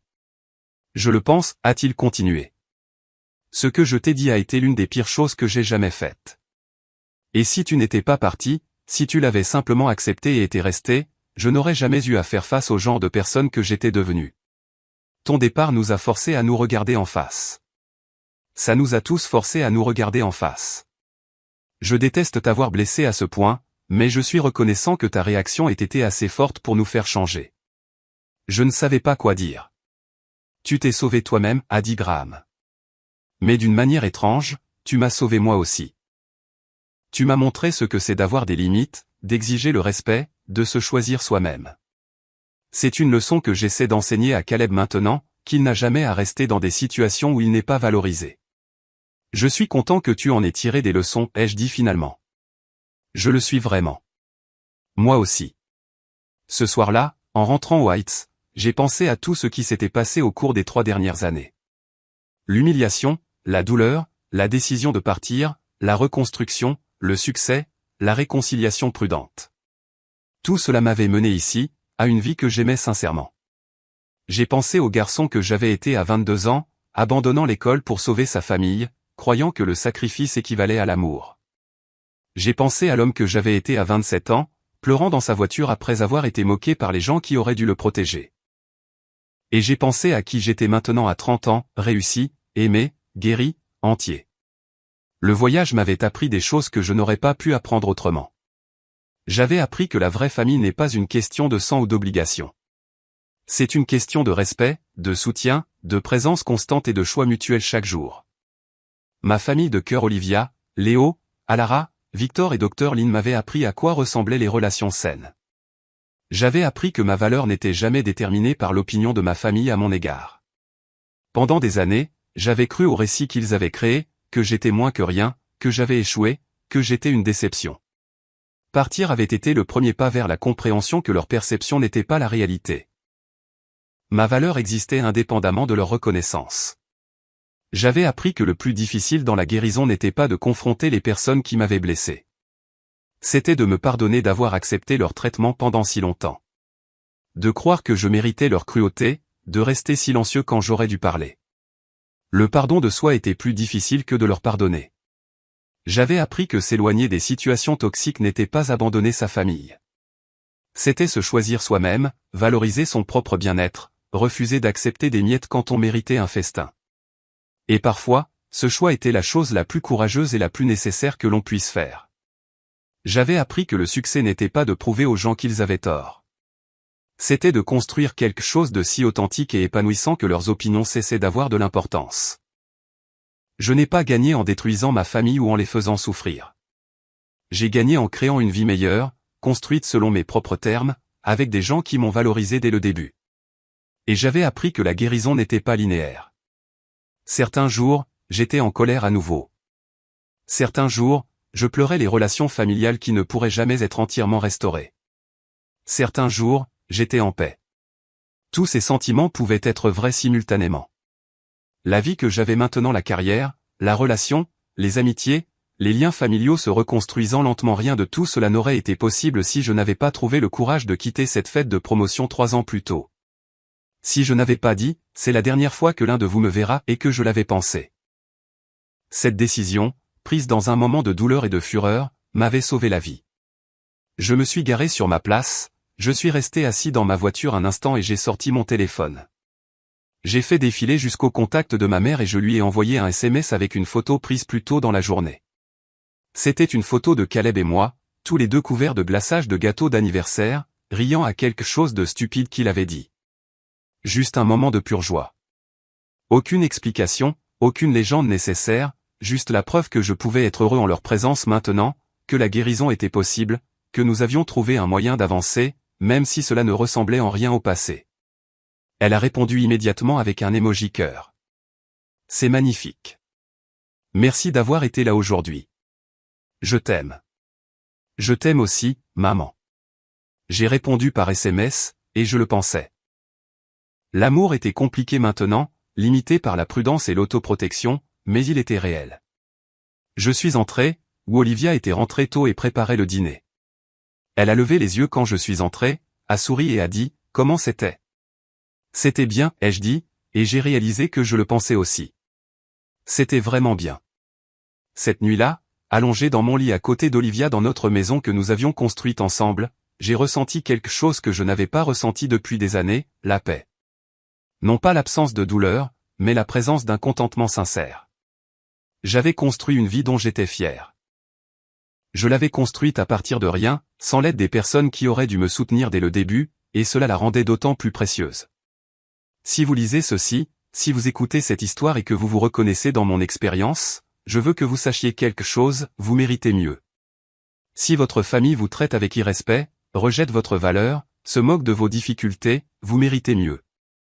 Il n'est pas de votre responsabilité de réparer les gens qui ne veulent pas être réparés. Ce n'est pas votre travail d'accepter la cruauté au nom de la loyauté familiale. Partir est difficile. C'est peut-être la chose la plus difficile que vous ayez jamais faite, mais rester dans des situations qui vous diminuent est plus difficile à long terme. Cela vous coûte votre respect de soi, votre confiance, votre sens des possibilités. Vous avez le droit de vous choisir. Vous avez le droit d'exiger le respect. Vous avez le droit d'établir des limites. Et vous avez le droit de vous éloigner des personnes qui ne peuvent ou ne veulent pas vous valoriser, même si ces personnes sont de la famille. Le succès n'est pas une vengeance. Il ne s'agit pas de les rendre désolés ou de leur prouver qu'ils ont tort. Le succès consiste à construire une vie qui vous rend heureux. Une vie entourée de gens qui voient votre valeur dès le premier jour. Une vie où vous n'avez pas à vous rabaisser pour correspondre au récit de quelqu'un d'autre. Et si les gens qui vous ont blessé finissent par faire le travail, finissent par s'excuser, finissent par changer, c'est à vous de décider si vous les laissez revenir. Mais cette décision doit venir d'un lieu de force et de guérison, pas d'obligation ou de culpabilité. Il y a 3 ans, j'ai quitté une fête où ma famille m'a humilié. Aujourd'hui, je suis associé dans une grande agence de publicité. J'ai une belle maison avec quelqu'un que j'aime. J'ai des amitiés sincères. J'ai une famille que j'ai construite par choix. Et j'ai la paix. Cette paix valait chaque moment difficile du voyage pour y arriver. Vous aussi, vous méritez la paix. Vous méritez le respect. Vous méritez un amour qui ne vous oblige pas à vous diminuer. Et vous méritez le courage de vous éloigner de tout ce qui est moins que cela. Votre valeur n'est pas négociable. Elle ne l'a jamais été. Maintenant, je veux vous entendre. Avez-vous déjà dû vous éloigner de votre famille ou de relations proches pour vous protéger? Comment avez-vous trouvé le courage de vous choisir? Partagez votre histoire dans les commentaires ci-dessous. Votre expérience pourrait être exactement ce que quelqu'un d'autre a besoin d'entendre aujourd'hui. Si cette histoire a résonné en vous, veuillez cliquer sur le bouton j'aime. Cela aide plus de gens à trouver ces histoires lorsqu'ils en ont le plus besoin. Et si vous voulez entendre plus d'histoires réelles sur la façon de surmonter les défis familiaux, la trahison et de trouver votre propre force, abonnez-vous à cette chaîne et activez les notifications pour ne jamais manquer une nouvelle histoire. Partagez cette vidéo avec quelqu'un qui a besoin d'entendre qu'il est permis de se choisir, que s'éloigner n'est pas abandonner, et que la meilleure vengeance est de construire une vie dont vous êtes sincèrement fier. Merci d'avoir écouté mon histoire. Merci de faire partie de cette communauté où nous nous soutenons mutuellement dans les moments les plus difficiles. J'espère que mon expérience vous a apporté quelque chose de précieux. Que ce soit la validation, l'espoir, le courage ou simplement le savoir que vous n'êtes pas seul, prenez soin de vous. Vous méritez de bonnes choses.